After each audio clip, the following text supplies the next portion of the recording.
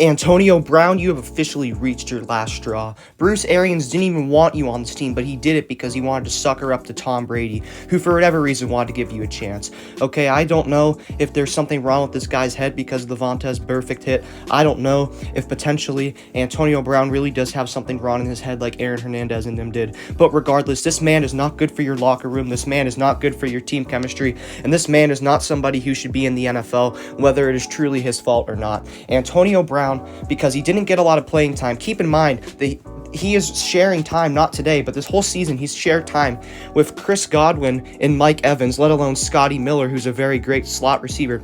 And yes, he hasn't played this year, but he shares time with all three of those receivers, and he may have not done so this game, but he's complaining because he's not getting enough playing time. Now, Antonio, you faked your vaccination status, first off, which if you're unvaccinated, that's okay. You would just have a little bit more stricter and longer protocols than the vaccinated. You would still be able to play. But no, he did something that even though he clearly wanted to play, it ended up making it so he didn't play for 3 weeks. He did something stupid like that. And that's just with the Buccaneers. This doesn't include with the Steelers, Raiders, and Patriots. And keep in mind, he's with the Steelers for 9 years, and he's on 3 teams in about 2 years. With the Steelers, he went 100 miles on Midnight Road before a game because he was running late. He cries whenever Ben Roethlisberger doesn't throw him the ball every play or every other play. He throws furniture off his 17-story high balcony, and it almost kills a grandpa and his grandson.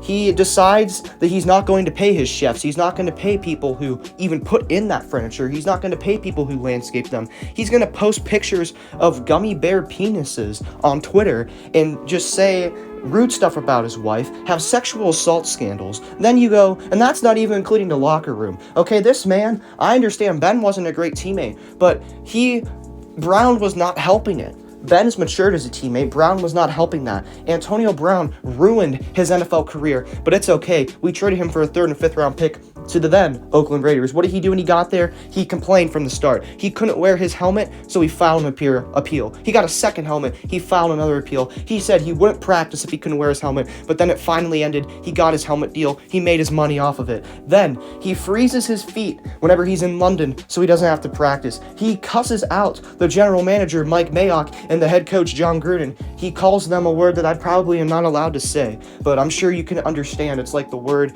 that's used to racially separate white people. Now, with that being said, that's not the only thing that he did. He goes to Twitter and then he tells them to release him. He gets fined for not showing up to practice and cries about it. And then the Raiders release him, but this is where Tom Brady comes in, right? The the New England Patriots pick him up. And how long did they have him for? Well, a little over a week. He played 1 game for them. He caught a touchdown pass against the Miami Dolphins in a win. And what ended up happening? More sexual assault scandals, more sexual misconduct scandals went against Antonio Brown. And in my opinion, there's stuff that are easily believable because if you look at the type of man that he is and the diva that he is and the absolute disrespect that he shows to himself and others, it's not that hard to understand that Antonio Brown is the type of person that can most likely easily do those things. I'm not saying that he did, but I'm saying it's my personal belief that he did do those things. And then right now, this is no joke. As I am recording this video, Bruce Arians, the head coach of the Buccaneers, said that Antonio Brown is quote-unquote no longer a Buck after what he did today. And what he did, I'm sure you saw earlier in the video because, well, assuming that you watch YouTube, I'm going to assume that you have sight as one of your senses right at this current moment. So Antonio Brown, he was probably, most likely was because he felt he wasn't getting the ball thrown him enough, he wasn't getting enough playing time. He took off his clothing, he took off his pads and his shirt, in his jersey, and just about everything aside from his pants, which is good and honestly surprises me at this point that he did keep his everything below the belt on. But with that being said, Antonio Brown decided it would be a great idea, even though O.J. Howard and other teammates were trying to convince him to just suck it up, and he can let it out in the locker room if he wants. He can talk about it later with the coach, but just don't do what he was about to do. He didn't care. He took his stuff off. He ran towards the Jets' end zone after they went to a commercial break, after a team had scored, and he just started waving and he pointed up his finger saying that he was number 1, shirtless, into the locker room, never to be seen again. And the Bucs did end up coming from behind and winning in a somewhat ugly fashion, although they did have a great performance in the fourth quarter. They won this game 28-24. regardless of Brown's antics. But let's be honest, is this something you want in the locker room? I understand, okay? If this man has something wrong with him mentally, then all of these things, even, I'm not saying that, like, okay, a lot of these things can be blamed on that, or partially blamed on that. But at the end of the day, you can't take away what he has or what he doesn't have, what's wrong with him or what may not be wrong with him. At the end of the day, his personality, whether it's his fault or not, it's just terrible for a locker room. It's terrible for chemistry, and it's terrible as a human being. I feel bad for this man's kids. I feel bad for this man's family, because they most likely are trying to do everything they can to help him, and he just sit there and won't listen. And whether that's his fault or not, like I said, it's ultimately, we're not going to be able to know that until he dies, so we can look into his brain like we do with Aaron Hernandez and players like that.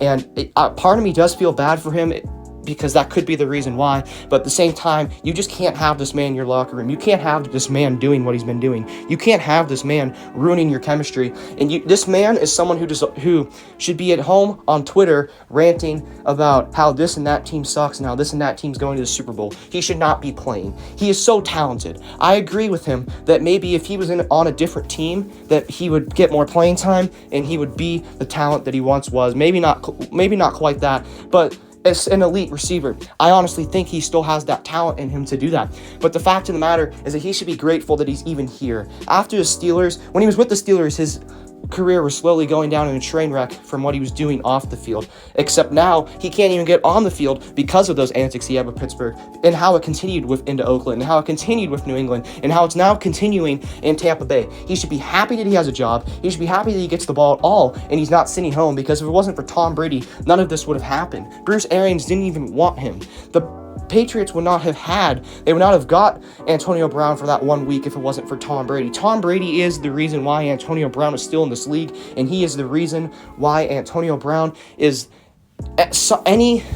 if he was controlled at any point in this season, I would say that Tom Brady is the reason why. But even the greatest quarterback of all time, playing with the GOAT, winning a Super Bowl ring, is not good enough for this man whenever he could have been sitting at home doing absolutely nothing. He needs to be grateful for the opportunity that he's been given, and instead, he cries about it. This is why no team wants you. Look in the mirror, Antonio. Nobody wants you on their roster, and I sincerely hope that nobody ever picks you up on a roster, and if they do, it's just to the practice squad and you're released. I hope you never step on an NFL field ever again, because all you do is cause disruption. You're a diva. You're not worth it in the locker room. And at the end of the day, you are going to be in the Hall of Fame. You are a top 10 wide receiver of all time. But it's hard to imagine what you could have done if you had not done these actions. If your off the field antics would have just stopped. If you were being a diva, if it just would have stopped. I loved you. I loved you as a Pittsburgh Steelers fan. And now all you're doing is sabotaging